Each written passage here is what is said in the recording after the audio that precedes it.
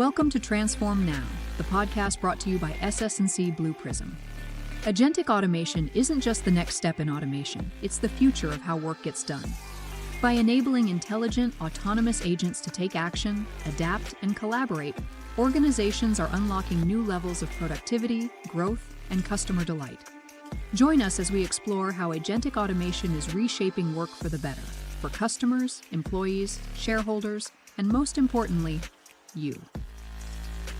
To stay on top of the hottest topics in the world of agentic automation, subscribe now. Let's get into the show. Hello, everybody. I'm Michael Marchuk. Welcome to Transform Now podcast. And I'm Brad Hairston. You know, this is a week where we've got all kinds of fun news to talk about here at our Pulse Check. So, Brad, 5 articles, and I think we're going to just get running right into this one. So our first one is with CNBC. From CNBC, the article's titled, OpenAI Wraps $6.6 billion share sale at a $500 billion valuation. So, as you know, that OpenAI had just allowed some of their former employees to start selling their shares that they received. And based on the price of those shares sold, again, still a private company, they're looking at a valuation of $500 billion. So, obviously, as we all know, OpenAI is still, they have revenue, but they are bleeding money like anything. So tell me more about this valuation and what your thoughts are. Well, it's an enormous number, and essentially it has put OpenAI in the rare space of being the world's largest, at least by estimates, the largest privately held company in the world. So it just surpassed SpaceX, which had a valuation of about $456 billion. So that's noteworthy right there. Just the fact that they're in the top spot, at least for now, until some other AI company has a secondary offering. You know, I think there's other interesting things to take from this. I mean, it does signal, as the article points out, it signals investor confidence in OpenAI's future. I don't think they would have this kind of value if there weren't people out there that really, are still banking on OpenAI being there for many years to come. They were clearly there from the very beginning and kind of helped launch the whole Gen AI space, or at least make it more accessible. It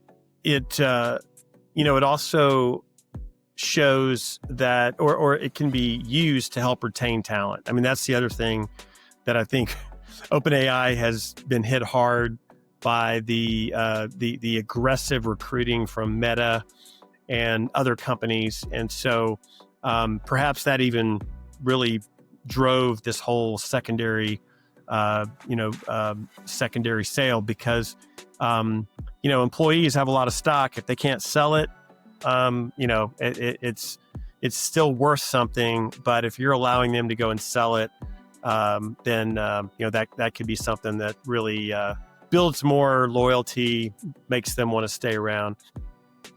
So I think it is a significant sale, and if you compare it to the last secondary sale they did, which was a little over a year ago, the company at that point had a $90 billion valuation. So maybe that's the biggest point of this of all, the fact that they were $90 billion in January of 24. Here we are in October of 25, and they're $500 billion.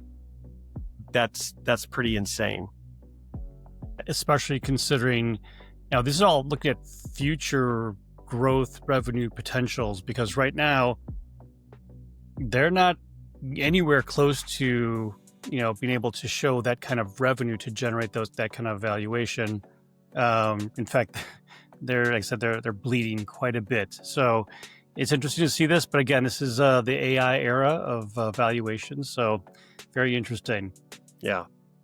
So we'll move on to the next article from SiliconANGLE.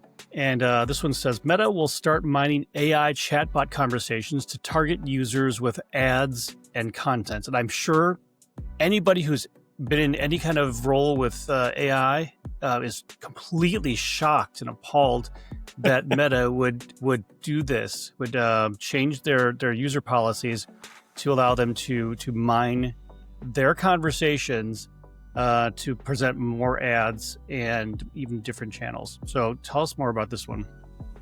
Yeah, anything that involves mining, what we're doing online and then using that to direct ads toward us. I mean, it just reminds us of where we were with, or where we still are with Google.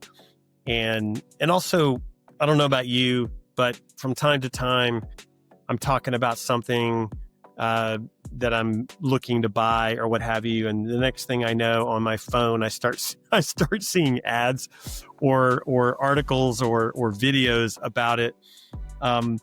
Is your phone listening to you?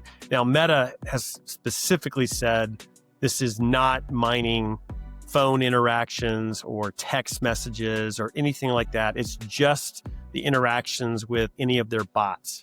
So if you went to a Meta chat bot, and started asking questions and getting advice on some topic or what have you, that's where they're drawing their insights from. They've also said they're going to turn a blind eye to anything that has to do with politics or religion or philosophical views. I don't know how they're filtering all that out, but somehow they are. And they, as I said, they're not going to mine anything that involves human to human conversations. So they're couching this as it's going to be better for you. It's going to give you a better experience, and we're going to give you ads that are the most relevant to you based on what we see you doing with our bots in those chatbot conversations. So, it's not something you can opt out of. That's another thing that bothers me. I would expect they would give you the ability to opt out. They're saying that's not going to be possible. But it's the world we live in. And I think anything online, any free social media kind of application that you use, you should expect this kind of thing. It's part of, they want to make a revenue, and this is one way to do that. If they can go and get that advertiser revenue and direct it at people like you and me. So not totally surprising. Right. Well, I have to laugh because when you say, you start talking about something and then you have ads, and even in the article, which I'll quote, he says, Instagram head Adam Mosseri again reminded users, "I swear we do not listen to your microphone." And all it came back to me is the Terminator 2 and Arnold Schwarzenegger's character, the Terminator, raises his hands, "I promise I won't kill anyone." So it's just maybe they don't listen to the microphone, but somehow you're right, that data is getting there somehow. So anyway, very interesting. Our third article is going back to OpenAI and talking about listening to your needs and helping you with ads and whatnot. OpenAI is getting in on the business. So we have our OpenAI, and we're tying in our second ad here, second article relating to giving you the best content. OpenAI really, really wants you to start your day with ChatGPT use, says this Verge article. Their new function called Pulse, which is like the pulse check kind of, but we had it first. We did.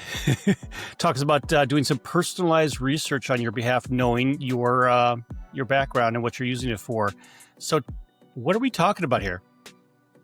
Well, it has a few similarities to what we just talked about with Meta, but in this case, OpenAI is really they're going for broke with the agentic AI proposition, and this is a step in that direction. So far, ChatGPT, like most of the large language models, has been very reactive. You ask a question, you prompt it, it gives you something back. In this case, they're wanting you with this application to give it access to your calendar, to your chat, your email, various things in which you communicate and you show kind of what you're doing or what you're thinking or questions you have, whatever it is. And then they want ChatGPT Pulse to basically give you kind of your own digest, your own update each morning, where it can start being more proactive. So it's looking for opportunities to make suggestions, to help you with things, based on what it sees in those applications. So it's in this case, you're voluntarily doing it versus the Meta where they're just going to mine your chatbot conversations. You're actually giving it the opportunity to learn and to learn more about you and you personally and what you're doing and where you're going and your dietary restrictions. I mean, all those things, and then help you day to day by giving you kind of this daily digest, and then be able to push other recommendations to you at other points in time. So it's definitely an interesting move by them, and I'm not shocked, just like I wasn't shocked with what Meta's doing with ads. I'm not shocked here that OpenAI is trying to create something that's a little bit more personal, a little bit more proactive. There is controversy though around this kind of thing, and the article mentions one of them. The other one is similar to Meta, which is there's a high probability they're going to use this information they're mining to push ads toward you. So now that it knows your calendar, it knows where you eat, it knows your dietary restrictions, it knows all that stuff, it's very likely that's going to be the next thing. So we should expect that. The other thing that's a bit controversial is this whole notion of what they call an echo chamber. So do you know what that is, Michael? Have you heard that? Yes, I do. Okay. So for those that don't know what it is, I mean, it's basically creating an environment where a person only encounters information or opinions that reflect themselves or reinforce their own opinions and thoughts. And this is something that is true of social media in general, but with this kind of thing, there's always the possibility that you can get into kind of an echo chamber. And the reason it even matters is there's some correlation to mental health issues that can come when you're, all you're seeing and all you're hearing and everything that's being reinforced is really just from you. It's from your own thoughts, your own data, versus hearing diverse thoughts and opinions, and being able to kind of make good decisions and be more diverse in your thinking and what have you. So it's I understand that point as well. But this application is pretty hot off the press. I think it's only a couple of weeks since they launched it, and I'll be interested to see what kind of response it gets in the market. I think this could be very interesting in a couple different ways, because if you think about it from the initial get-go, I think it's probably a good idea. But as with every good idea, there's very, very likely ways that it will be stretched, extended, tested in ways that we probably don't want. For example, hey, I noticed that you intend to go to this location, and on your calendar it says personal appointment, and you're there, every night from 9 p.m. to 10 p.m. Do you want me to make sure I schedule that for you going forward, kind of thing? And like your wife goes, why do you have this personal appointment at 9 p.m. to 10 p.m. every well, it must be my AI, right? or maybe it takes you on driving directions that, we've made sure that you're able to drive past this, the liquor store that you're trying to avoid. We're taking you past 3 different liquor stores on the way home to make sure you're able to still consume the booze that you don't want to buy. Right. Like goofy things like that, which will definitely be extended and misused in various ways, especially considering you're giving it permission to learn about you. And no doubt that information will be used, I don't want to say against you, but used in ways that you probably didn't intend. and you certainly can't take back once it's there. So that's going to be a challenge, I think, for that. And as for the echo chamber thing, I'm not too worried about that because the aliens will take me off the flat Earth soon, and I'm not really concerned too much about that. So our next article is from The Guardian, which is slightly more professional than I am right now. This one is talking about the Deloitte government and the fact that they used AI. And I think that's all we need to talk about this article, right? Yeah, this is. Let me read the headline. Deloitte to pay money back to the Albanese government after using AI in a $440,000 report. Now, they had to give some money back after they admitted that generative AI helped produce it. But it wasn't that Gen AI helped produce it. There were some issues with it. Can you tell us what they were? Yeah, I mean, it's not the fact that they used AI. It's the fact that it hallucinated, and they didn't catch the hallucinations that made its way into the final report. So this is another one of those kind of warnings, to all of us that leverage Gen AI in any kind of report or document or article or whatever that we're putting out there, to a customer, to a friend, to a family member, wherever it goes. The fact that hallucinations can happen. You don't know when they're going to happen, and very often they're going to be very, very realistic to the point where, in this particular study, they found reports or citations from professors that were used as a basis for recommendations that the consulting firm made that turned out to be totally bogus. They didn't exist.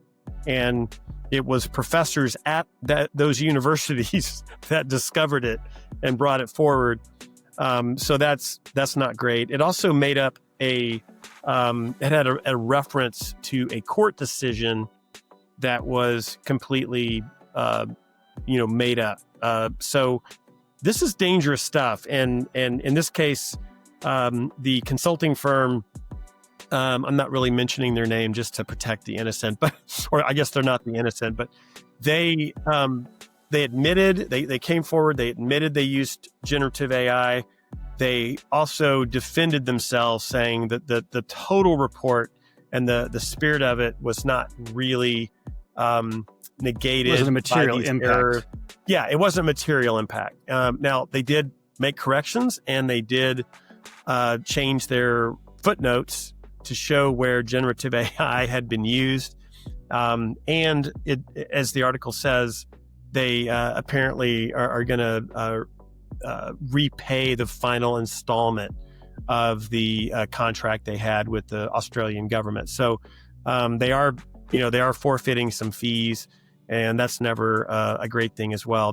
Probably the most damaging thing was a statement from one of the senators in Australia who basically said, and this is a quote, "Perhaps instead of a big consulting firm, procurers would have been better off signing up for a ChatGPT subscription."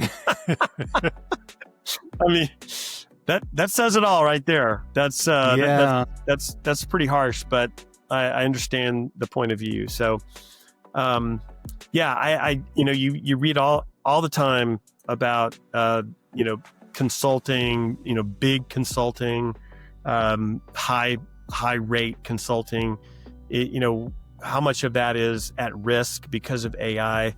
And I do think I don't think it's going to go away completely, but I think it's going to shrink somewhat because of the era of AI and the capabilities of AI tools to give companies, advice in certain areas, and they can leverage that. And why not if you can get it at a very low price?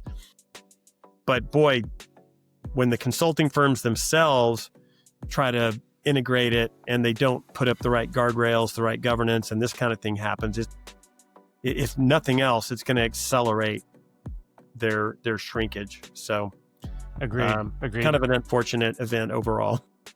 And again, this is, again, highlighting the fact that without good governance in place, you can do some real reputational damage. And this organization, I'm sure, because it is a global firm, will certainly feel that on a global basis, which will likely require them to do a lot more fact-checking when they're providing their audits and reports. So thank you for that. So our final article is from Reuters, and this is one that's a little more fun, but also kind of portrays how we've been thinking about things going forward.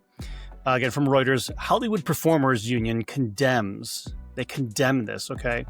AI-generated actress, and they use quotes, actress, Tilly Norwood. And what's happened is that there was a synthetic actor called Tilly Norwood, at least that's the name they provided, for this female character that now is theoretically available to be used in casting for movies.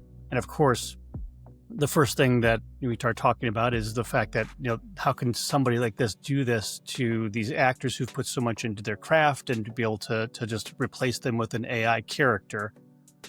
But, well, I'll let you continue, and I'll fill in with some color later. What happened in this article? Well, the actors everywhere are freaking out. Let's just put it that way. This is not all that dissimilar from the authors recently who did a class action suit against Anthropic and won a very large settlement based on books that they had downloaded from piracy sites and without permission, and they used it to train their model, and they got hit with a $1.5 billion judgment. There's no lawsuit here, but you could see this laying the groundwork for future lawsuits or what have you. But I don't think it's going to be enough to stop what's happening here. I mean, first of all, Tilly Norwood looks about as real as you can imagine. I've seen video, I've seen pictures. If you had not told me it was 100% AI generated, I would not have believed you. The opportunity now to integrate an AI character into a film, that will happen. That will happen probably sooner than later.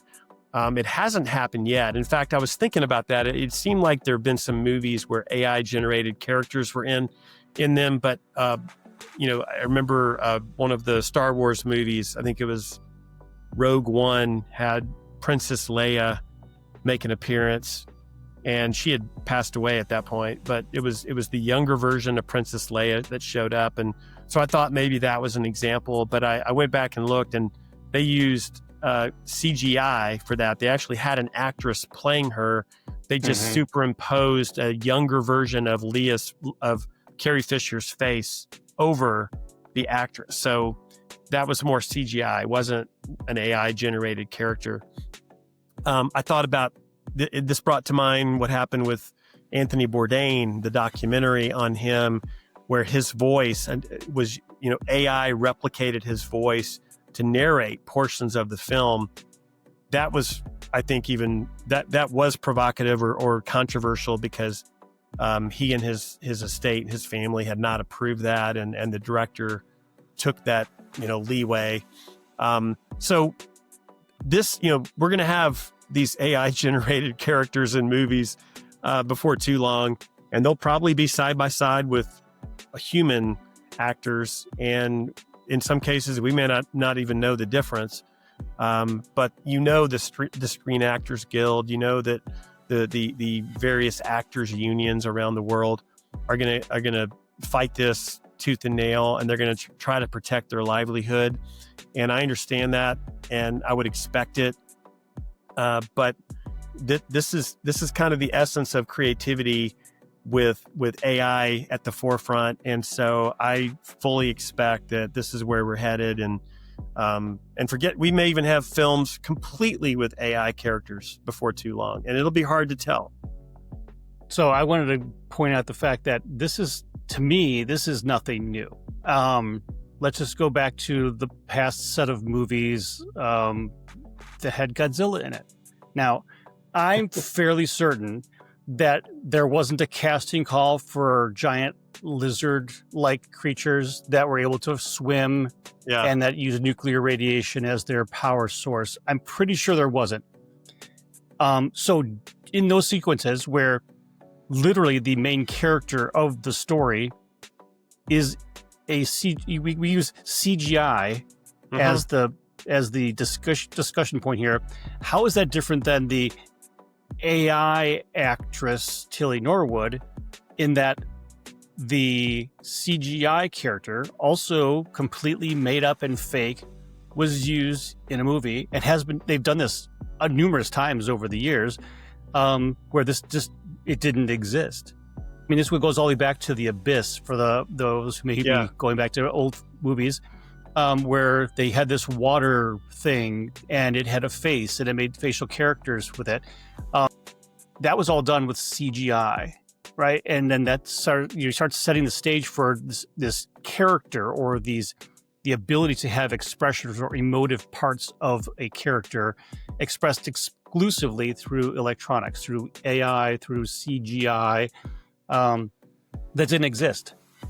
And now, most movies, go ahead. Yeah. I'll interject when you have a second. Yeah. Go ahead. Yeah, well, with most movies now, they're not on set. They don't go to a desert somewhere to shoot a bunch of stuff. They go into a giant warehouse with a green screen. So even the backgrounds in these environments aren't real. So when you start talking about building movies and this, totally provocative Tilly Norwood character comes on screen, how can they do this to us? Actually, this is a natural progression, in my personal opinion, of where we've been going. So I'm sorry to cut you off. I think you're right. There is a subtle difference, though, because a lot of what you're seeing in those movies, like Godzilla or any Marvel film, is you have these digitally created characters. Like even the new Superman movie, there's a dog that is like with him all the time, completely digital, no dog at all. But they're created by digital animators. A human designed it and created it, and then it gets put into the scene. But a human is driving what it's doing and how it's doing it, what have you. In this case, they're talking about a character or a fictitious person who is completely AI. It's reacting, it's making gestures, it's talking. Sure, there's some human direction or prompting or whatever to kind of make it do what they want it to do, but a lot of it is without human. It's completely AI generated. Does that make sense? So I understand what you're saying. I disagree, because to say that because a digital artist used a electronic pen or paintbrush to create something that's different than someone using a very elaborate prompt to prompt Tilly Norwood to have an emotive expression on her face, or to look shocked, or to move backwards and whatever. To me, it's the same. It's just a different tool. It's the same output, though, which is it's an electronic version of a character that doesn't exist, but is created from the mind of a human with the emotion or expression provided by that human. Because right at this point in time, we don't have AI actresses who can remotely do anything other than what they're being told. So there isn't an emotive reaction unless there's one that's been directed in that kind of scene. So I still think it's a tooling issue versus drawing it or digitally creating it on a computer. So there's some parallels there. I'm pretty sure that I will have the SAG-AFTRA attorneys contact me from the Actors Union to sue me for whatever my thoughts are here. But we do see this changing, and certainly it's changing quickly. But so across all of our industries that we cover, this is how we always tend to find ways to get some entertainment in this. We are seeing AI completely changing the way that people are doing their jobs. But again, the purpose behind it, that's all human. So, yep. Well, that's all we got for this week's Pulse Check. So thank you for listening in. As you always know, we've got great guests during the week that we will make sure you get some other opinions besides Brad's and mine to give you some actual insights from industry and the way that AI is changing those types of things. Until next week, I'm Mike Marchuk. Have a good week.